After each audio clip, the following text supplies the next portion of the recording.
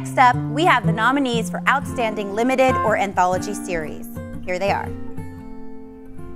Dopesick. There it is, I got it! I can't believe how many of them are dead now. This is my favorite scene.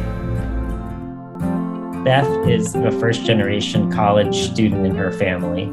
She had a Pell Grant, which allowed for that. It provided her with a big stepping stone into the next level. She's come from a background where, she didn't have a lot of privilege herself. She's benefited from her talent. She's worked very, very hard to get to where she is. She's among the, I think, finest nonfiction writers anywhere.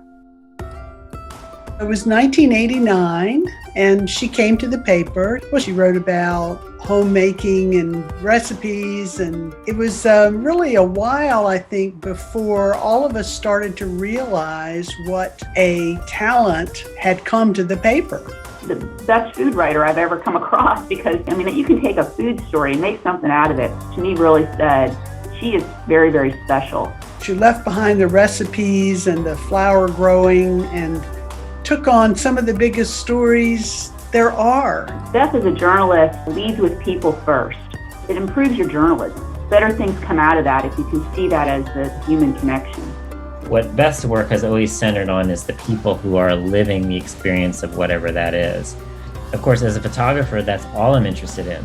Anything that made it into my portfolio where I felt like this is some of my best work always was done with Beth. And it was almost like every single one. She got better and better at long-form journalism, we call it.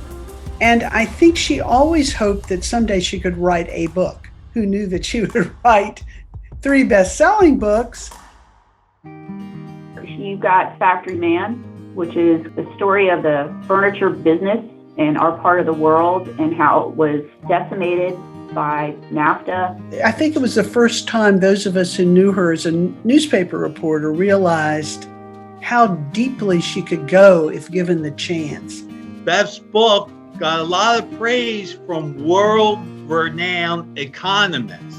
She's not an economist, but she did such good research that she was praised for it. With her second book, Truvine is a book about 2 light-skinned African-American brothers who were kidnapped and put in the circus, and people had been whispering about it in Roanoke for 100 years.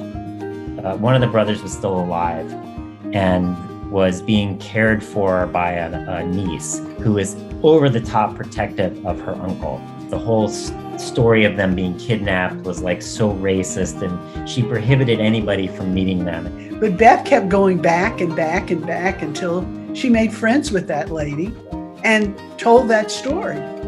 And she heard of heroin in the upper-class suburb of Roanoke. And that's when she really started looking into it. And through her reporting, eventually became the book Dopesick.